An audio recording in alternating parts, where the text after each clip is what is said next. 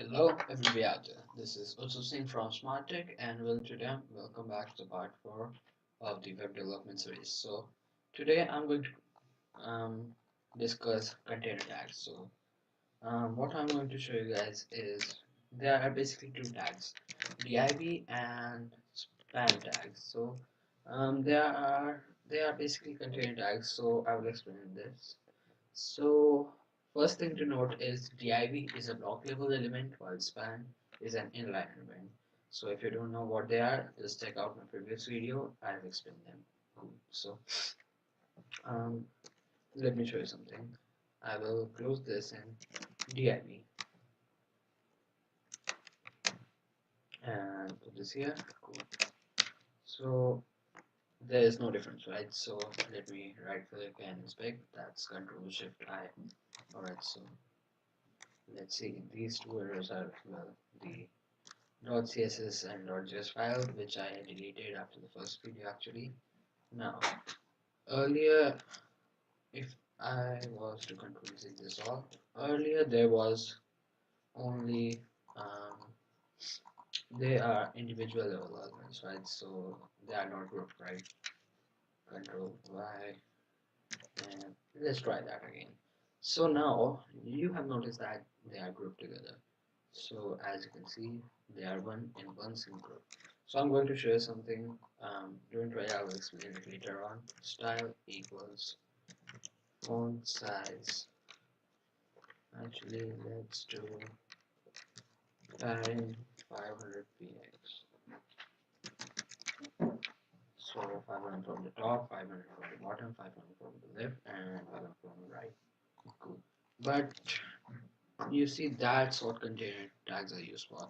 Since this all of these elements are in the div in one container, and I have put some property in this container, what happened was that all the property was applied to all these, right? So you can say not exactly all these, it wasn't applied to all of them.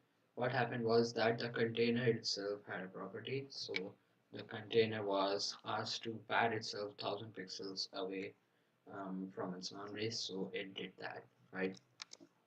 Now if I press, since it's still loaded, I have not refreshed it.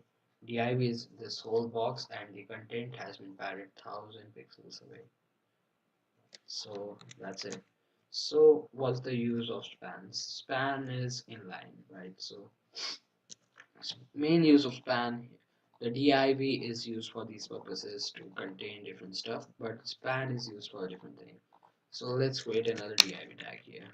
Of course, let me fill this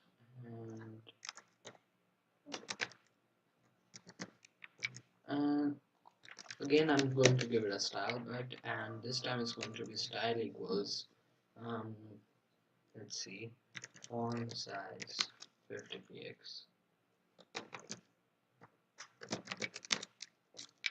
and let's refresh it. Now as you can see, the font size has increased, right? But um, the half of the text, the me has been pushed to the next line. Why?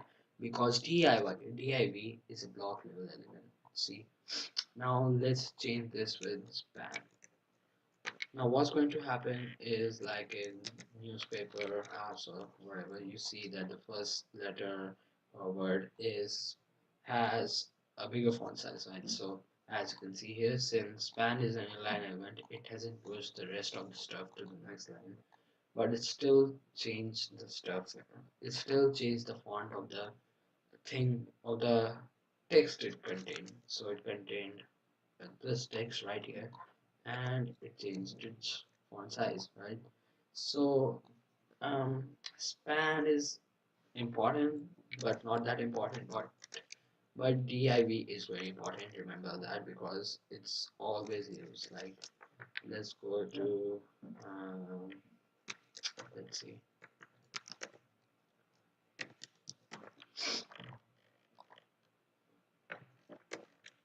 Control Shift I. Remember that's important as well.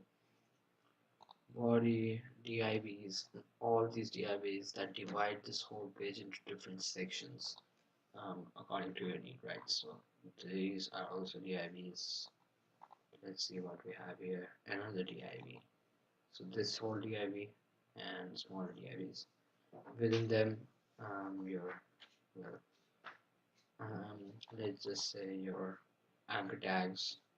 These both are anchor tags basically. So it's the same thing, right? So now I've removed the span and it's back to normal. So that's it for this video. Remember that div are block level and span are inline. That's all there is to them, and divs are very useful, as I will show you guys later on in this series. So if you like this video, if you like it, press this red subscribe button and ring that bell icon. Have a nice day.